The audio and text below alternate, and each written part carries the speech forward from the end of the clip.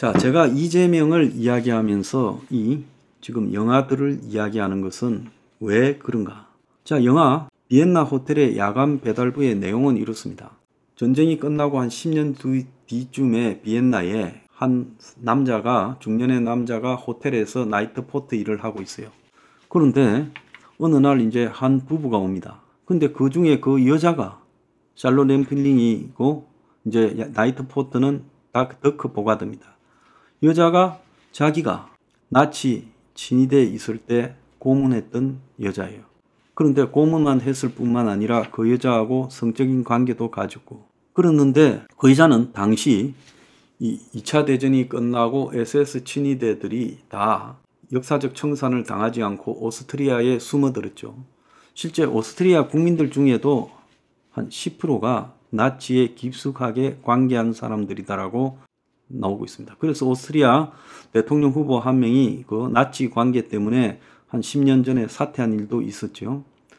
그래서 당시에 이 나치에 관계했던 사람들이 오스트리아로 도망와서 평범하게 자기들을 숨기고 그러면서 자기들끼리는 비밀 모임을 하면서 살아가고 있었는데, 자기들이 그 수용소에서 성적인 학대를 하고 학살을 하고 했는데 그 여자들 중에 살아남은 사람 하나가 손님으로 왔다라는 소문이 비엔나에 퍼지고는 난리가 났습니다. 그런데 그 더크 보가드는 이 샬롯 램플링을 성적으로 학대했지만 좋아했고, 샬롯 램플링도 나치에서 유대인으로 나치 수용소에서 죽을 뻔했지만 더크 보가드가 그를 끔찍하게 돌봐주는 덕분에 살아났어요.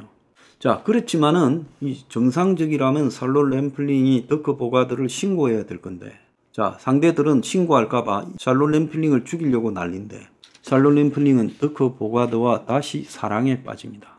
그래서 남편 보고 미국에 가 있어라, 집이 미국인데 나는 좀 이따 가겠다 하고는 남편을 보내놓고 둘이가 다시 정사에 몰두해요. 자, 더크 보가드는 샬롯 램플링을 보호하기 위해서 이 사실을 추적하는 나치 일당을 죽이기도 하고, 그러다가 마지막에는 둘이서 숨어서 마치 아우슈비츠처럼 떨어지는 식량 속에서 밖에 나가지도 못하고 굶으면서 숨어 삽니다.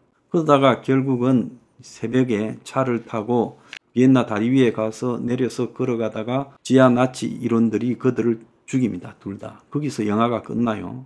그래서 이 영화가 뭔 이런 영화가 있나 하겠지만은, 여기서 이야기하는 것은 샬롯 램플링과 더크 보가드 두 사람 다 홀로코스트, 또 그 홀로코스트란 공포 상황에서의 성적 탐닉, 이런 데 빠져들었던 사람이에요. 그래서 이것이 마치 홀로코스트를 조롱하기 위한 영화라고 당시 시끄러웠는데, 그런 게 아니라 거기에 희생자든 거기에 가해자든 다 인간은 죄의 측면, 탐욕의 측면에서 자유롭지 못하다라는 것을 감독이 말하고 싶었던 겁니다.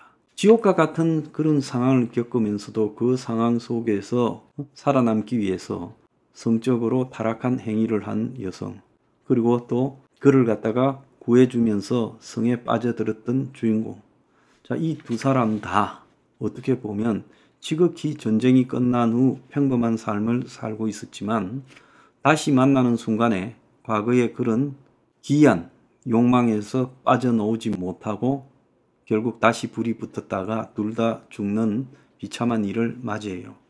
근데 이 영화 속에 보면 나치들이 새벽에 건물 옥상에 올라가 가지고 하이 히틀러도 하고 이 점호를 부르고 자기들끼리 전쟁이 끝났음에도 불구하고 끊임없이 히틀러를 숭배하고 숭상하면서 조직망을 갖추어서 전혀 반성을 하지 않고 살아가는 모습이 보여요.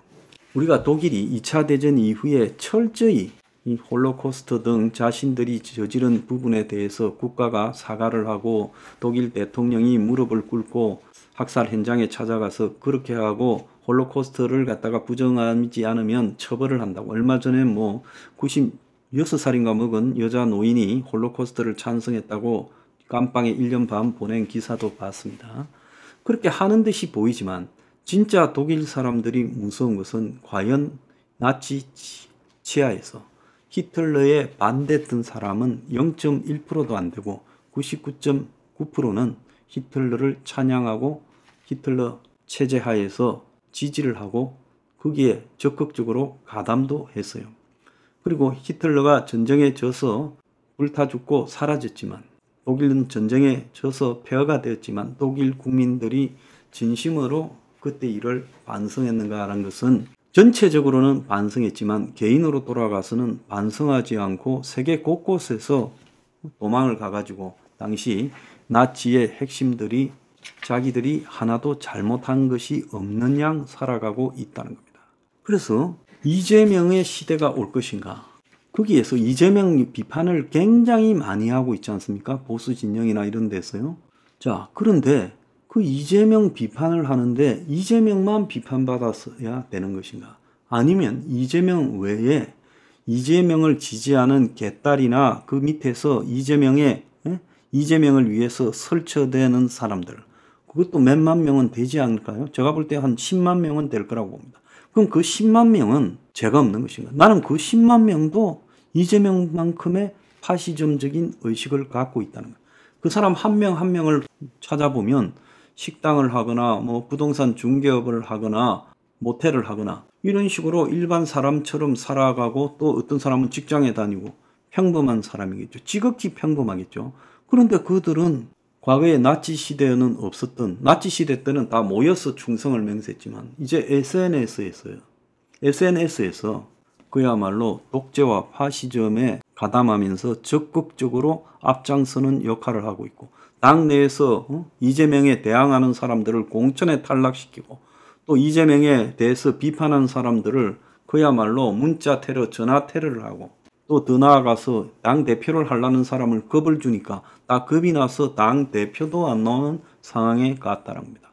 자, 히틀러 시대 때 있었던 폭력과 지금 이재명 시대에서 나타나고 있는 평범한 대중들에 의한 폭력, 이게 뭐가 다릅니까? 그러면 이재명 한 명이 나쁜 거냐? 아니면 이재명 같이 파시즘적인 속성이 있는 사람을 끌어들여서 저 위치까지 올려서 한국의 대통령을 만들려고 시도하고 이제 눈앞에 임박하게 만드는 이 이재명을 지지하는 대중들, 또 그 중에는 어떤 사람은 나는 개딸은 안 하지만 표는 이재명을 항상 찍어준다. 자, 그들 마음속에는 뭐가 있을까요? 이 더러운 세상을 한번 확 뒤집어 엎어라. 잡아가지고 그야말로 완전히 포퓰리즘으로 가라. 기득상류층들을 한번 완전히 그냥 뽐때를 보게 갈아줘야 된다. 이런 복수심리, 또 더 나아가서 이 과학에 대한 쾌감, 이런 것들이 그들에게 있지 않을까요? 영화 비엔나 호텔의 야간 배달부의 샬롯 램플링이라고 홀로코스트의 살아남은 피해자가 다시 사랑에 빠지는 걸 보고 마조히즘이라고 해석을 하기도 했습니다.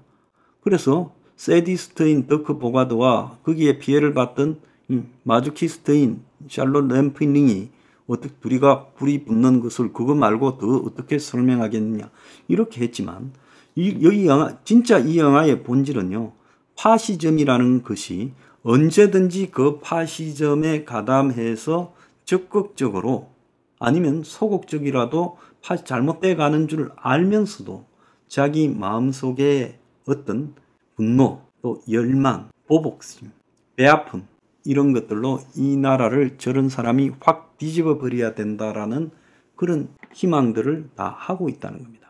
히틀러가 집권하기까지 독일 국민들이 투표로, 세계에서 가장 현명하다는 독일 국민들의 투표로 바이마르 정권이 무너지고 히틀러로 갔어요. 자, 여기서 히틀러를 지지했던 그 수많은 독일 국민들의 마음에는 뭐가 있었을까요? 유대인에 대한 정오, 후발 제국주의 국가로서의 배가 아픔, 그리고 잘 나가는 국가들을 자기 노예로 만들고 싶다라는 심리, 또 러시아 같은 슬라브족들을 그냥 천박하게 여기는 그런 우월감, 이런 것들이 다 모여가지고 히틀러가 마침내 역사상 최고의 괴물이 되게 만들었지만, 실제 책임은 히틀러를 괴물에 만든 독일 국민들 모두가 있다는 겁니다. 그런 측면에서 봤을 때 한국에서도 이재명이 저렇게 많은 범죄를 저지른 의혹을 받고도 지금 대권으로 가고 그 주변 사람들이 점점 파시즘화되어 가고 있잖아요. 그런데 그 사람들 하나하나를 따져보면 지극히 평범한 사람이에요. 지극히 평범한 사람이 이재명을 파시즘을 현실화시켜서 얻고자 하는 것은 무엇입니까? 그것은요, 악마의 본성이죠. 결국은 이재명을 통해서 우리는 뭔가 이 세상에 잔인한 보복을 하고 싶다. 이 세상을 한번 뒤집어 버리고 싶다. 더 나아가서 쾌감을 맛보고 싶다는 겁니다. 그 쾌감은 뭘까요? 여러분들이 잘 아실 거라고 보고 있습니다.